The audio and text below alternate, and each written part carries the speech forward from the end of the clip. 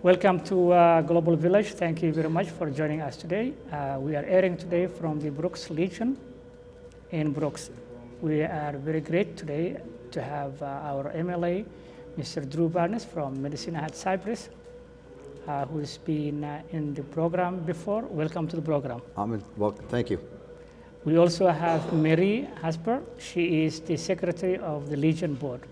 Welcome to the program. Thank you for having me. Thanks. Yeah, Drew, and thank you very much. I think we love to have you all the time because you have a lot of experience in terms of social, politics, and business. Tell us a little bit about yourself, those new people who are watching now. Great. Well, first of all, really happy to be here again today. Thank you for this. A little bit about me. I think three things. First of all, principally, I'm a family man. Married to Frances for 29 years. I have 3 boys, youngest still in high school playing basketball. Secondly, I'm a community person. Medicine Hat, southeastern Alberta, up to Brooks, and all around Cypress County and 40 Mile County. I've lived here since 1974. Love the people, the way of life, the weather. There's lots of community things that I'm very proud of. And then thirdly, I'm a business person as well as a politician. Mm-hmm. Those are the 2 focuses of my life that's not family or community. Thank you very much. Mary, you want to tell us a little bit about yourself? So I'm a Legion member, have been for about 29 years. We moved to Brooks about 12 years ago. I work at the college as well, and most of the Legion members do have other jobs in the community. So I have my husband of 34 years almost, and 2 grown sons. So yeah, I firmly believe that not only do you owe something to your community for in the work you do, the paid work, but you need to volunteer as well. And I'm pretty passionate about the Legion, so this is where I focus my volunteer efforts. Okay? Thank you very much for volunteering to the great cause of the community. Thank you. Yeah, Drew, you want to tell us the difference level of the government in terms of both provincial and the federal? Okay, well, sure. I decided to go into provincial politics because of the 3 main things it focuses on. Very, very important to families and communities. Healthcare, education, and then our social fabric, our safety net, our opportunity to have a strong economy and those kind of things. Mm-hmm. So essentially those are the 3 things that the province focuses on.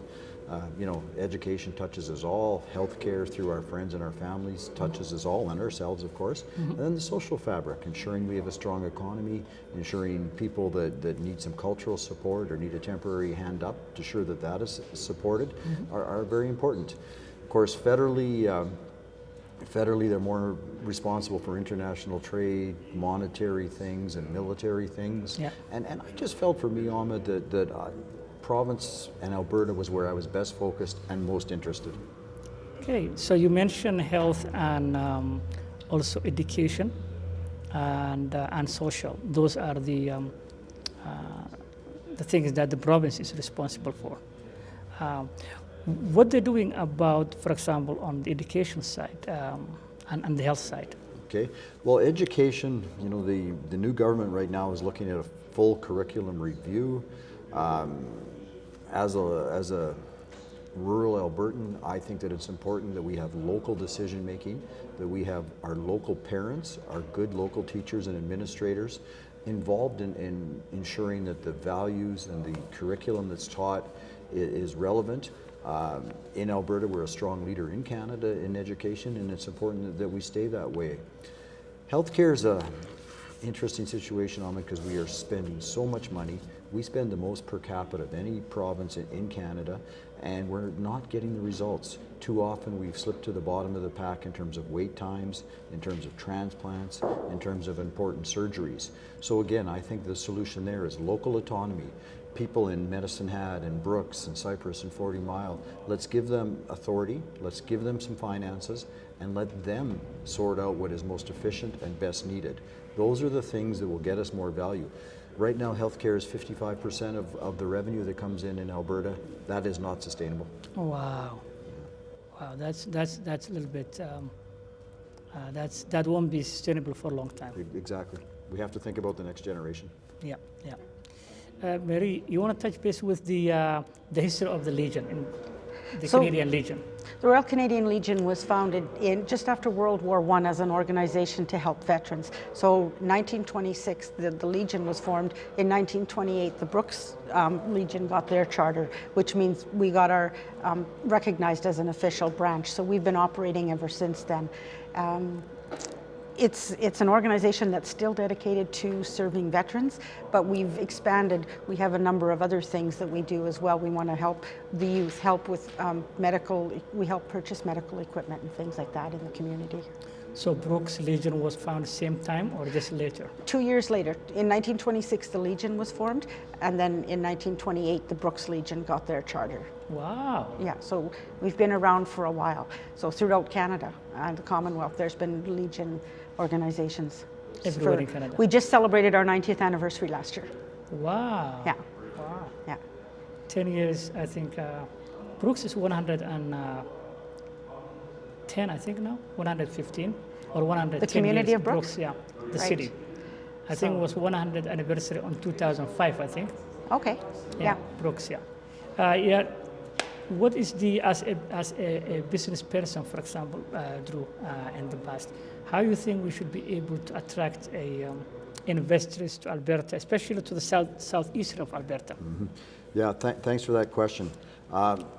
We need to create certainty. Mm-hmm. Investors and businesses crave certainty. They need to know what their taxation is going to be. Mm-hmm. They need to know that future deficits aren't going to get in the way of their business plans, and they need the right amount of regulation. Regulations are very, very expensive to business. Mm-hmm. Unfortunately, in Alberta, under this current government and the government before, we've had the highest per capita spending of all the provinces in Canada.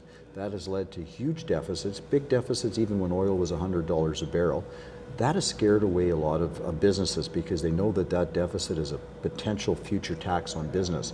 So Ahmed, what we need to do is get our per capita spending in line.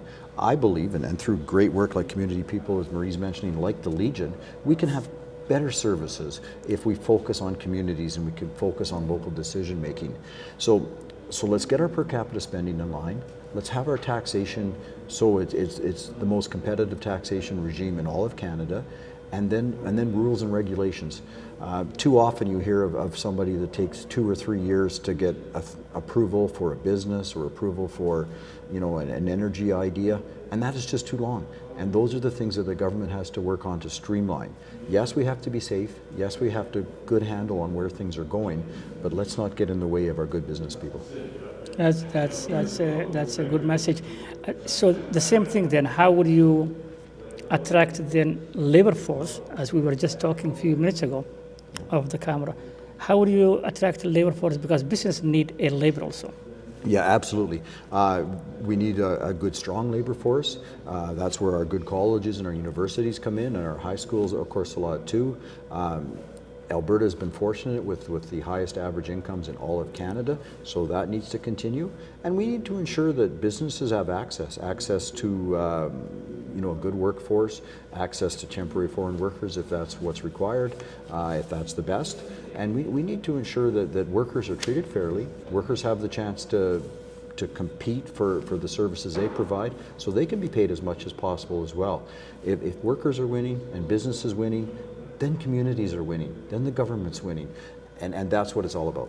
So from the bottom up? The bottom up, absolutely. There's 4.1 million Albertans, and all of us have good ideas and a lot to add to the fabric of life, and please give us the opportunity to do that is what I would suggest. Okay, no, that's very great, I think. Marie, how would, for example, someone to be a member with the Legion, for example, what's the process like if somebody wants to be a member in the Legion? We welcome anybody to come and be a member. So the membership category is a little bit different if you're a veteran or if you're not a veteran or if you have family that was in the Legion, but it doesn't matter whether you did or not. We still welcome anyone to come and join. And all they need to do is come in, talk to any one of the members, anybody in the Legion, and say, I'd like to be a member. Who can I talk to? We can give them an application form. We can walk them through. We have little booklets that we hand out that talks about what the Legion does, and there's an application form in it. We never turn members away because we're always appreciative. Everybody has something to offer, and lots of people have different skills. So it's nice to have that mix of community members here. We have just about 400 members. So Wow, that's very good. yeah, it's good. So if you are a member here, would you be able also to stop by, let's say, if I'm in Medicine Hat and I'm going to see Drew Barnes, would I be able to stop by the Legion in Medicine Hat? Or Absolutely. you have to be a member on a specific area? Nope. Once you're a member of the Legion, you're a member of the Legion across Canada. So you can go to any Legion. My husband and I went across Canada in 2011, and that was one of our things. We stopped at as many Legions as we could, because they will often tell you what's in the community, where to go, places of interest, and we could hear things about how is that community doing. So yeah, our membership cards got us in any of those places. And there's some member perks, things at this branch. You get a discount on meals and things like that. Plus the feeling of being a part of something large. I've been to a couple of their provincial and Dominion conventions, and it's just amazing how those decisions are made. I've really enjoyed it. No, and you guys are doing great, and we hope to increase the number of the members for the next few months. Yep, that would be great. Yeah, will work. Yeah, Drew, what is the importance of the XL pipeline to the Albertans, especially in Canada in general, and especially Albertans? Knowing now we have the new administration of Mr. Trump, which have every intent to continue that building that pipeline, which is good news for the people. Good news for the people. Gives us an opportunity to have greater access to markets with our product, our oil. Huge accomplishment, huge innovation and expertise that Albertans already show, getting bitumen, getting oil and gas out of the ground, into the pipeline, into where consumers can use it. So it gives us an opportunity for that. Second, pipelines are the most safe way to transport, so that will be important as well. But Ahmed, we can't lose sight of the fact, though, that the Keystone Pipeline is more oil into America. Yeah. Currently, America is our only customer. Yeah. And because of that, quite often, America pays us 20% less than our product is worth if there's too much supply and they have the opportunity to do that. So please, to your viewers, to people in southeastern Alberta, let's not lose sight of getting access to other markets. The number one access is the Energy East, where the whole pipeline stays in Canada and gets pipelines and down to refineries in Quebec and in New Brunswick, and that will be crucial for use in Eastern Canada and helping our whole country. And secondly, to the BC coast, where we can get some of our product to the Asian market. If we can get those two things happen, we will receive world value for our product more often, and that will increase all of our standards of living. Yeah, but just follow up of that question, Drew, is in order for viable business to succeed in life, you have to expand your clients. And that's just common for the business. So why would not the previous governments think of expanding the market other than the one in the U.S.? Yeah, I think they were trying. I hope we get these pipelines. I hope the current work that the NDP government has done in Alberta works, but there are something like 200 conditions on the two pipelines that are approved. So there's a long way to go yet. But I would suggest, Ahmed, that it's up to Prime Minister Trudeau. Yep. It's up to our provincial partners, especially British Columbia, but also Saskatchewan, Manitoba, and Quebec and Ontario, to ensure that we have access. Albertans everywhere tell me that they want to continue to be a strong leader in Canada. We want the opportunity to be a leader economically and culturally, so allow us access to do that. And I would hope and think that let's have that discussion, let's have that communication, so we can create some wealth for all of Alberta, for all of Canada. So we should be able to have the access of the Asian market as well. Absolutely. If our oil and gas can go to other markets other than America, America less often will be able to offer us a discount that we'll have to take. Again, back to the Energy East, if we keep all the production to refineries in Canada, that is the best way to increase opportunities and taxation and wealth for all Canada. Well, I hope that's where we're heading now. I do too. Yes. And hope the provincial governments will be able to also work closely with Alberta governments for the common good of all Canadians. That's it exactly. Yeah. So, Marie, the education part, for example, the Legion members, most of them are the ones who sacrifice the freedom we enjoy today. Are we doing enough to educate the next generation about those sacrifices? Are we going to the schools? Are we intend to do that, or is that something that the board probably should be thinking of, educating the new generation of the sacrifice that was made the old generation? So our big time of year is Remembrance Day, of course, because that's when we want people to remember the veterans and those people who have lost their lives and those family members that were left behind when their husbands, sons, daughters went out to war. So we go to the schools, and they're usually quite happy to have us come there, and we do presentations to the students. We encourage their participation in poster and essay contests. So again, that's a learning curve, and we have some really amazing entries from the schools here. So that's part of our way of spreading the information. And the other way is through having young people come in here, because really the World War II veterans are going to be at least 90 years old or older, so there's very few of them left. There are still veterans from other conflicts like Afghanistan, but there's not a lot of the older veterans left. So we need to share this message with younger people. So what we try and do is have people come in. So for instance, the cadets, they come in, they volunteer. Events like this where you're bringing young people in, where they can find out what the Legion is about. That's one way of educating. And then sometimes it's just a matter of, we'll be asked a question, so what does the Legion do? What are you there for? So we try and answer that. But as much as possible, we're trying to bring younger people in so that they can see what the Legion's about. And I think, thank you very much. I think the idea of also us trying, as a Global Village, trying with the Legion to increase the number of the youth participation, so to have the youth and senior Legion connection, I think will help the youth to understand the sacrifice that was made, the previous generation, which everybody has to know. They need to remember that, because that's our way of saying this was a terrible way to solve a problem. There's got to be better ways, right? So that is very true. Is that the base in Medicine Hat? Is this part of your writings? It's just on the edge of Cypress County, and so the Battis people, the Canadian military people, and of course a lot of times NATO people come around and use that. So I mean, and I'm so glad to hear about what the Legion's doing, and I mean, to honor our service people is absolutely crucial. It's the #1 role of government, and I'm very appreciative of the work you're doing. Thank you very much, both of you. So, Mr. Drew, what are the advantages of having a diverse community such as the one that we have, this beautiful city, Brooks, Kant of Newell, Medicine Hat, and other parts of Canada? Oh, we have so many advantages. Every single unique person adds so much value. In life, it's the small things that count. So let's start there. The friendships that you and I have, the friendships that people in Brooks and Medicine Hat have, cross cultures, cross countries is significant. And then in a bigger way, the fact that cultures can learn from each other economically, whether it's technology innovation or socially, whether it's the opportunity to engage in building the fabric of a community. Canada was built on immigration.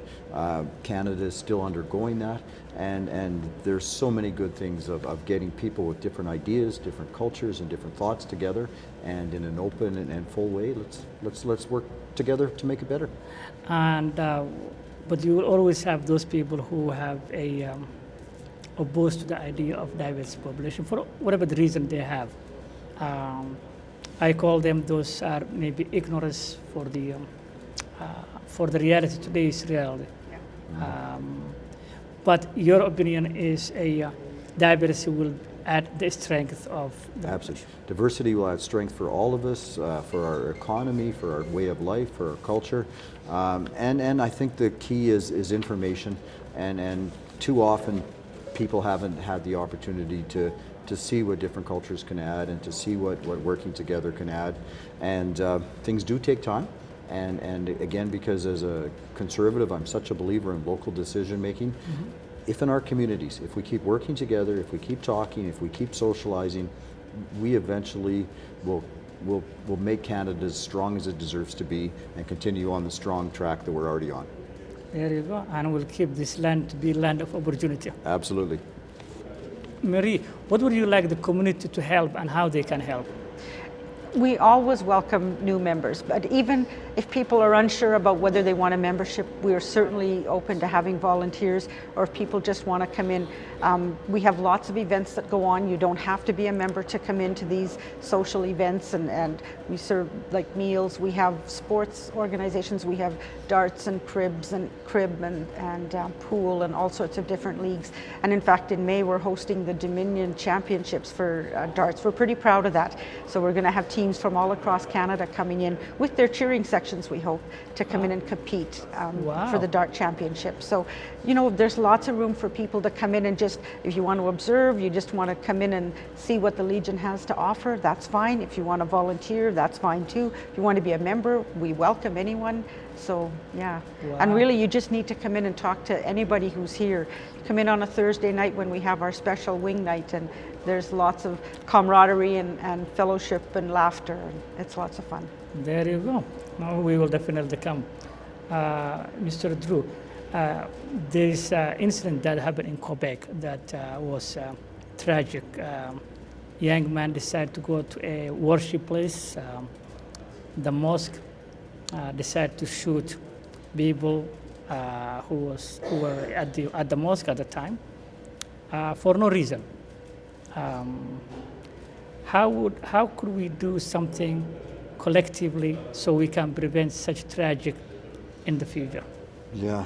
Thanks for that question, and God bless, of course, the families and the friends of everybody that was directly involved and indirectly. I mean, what a huge shock that would be on communities, of the Muslim faith.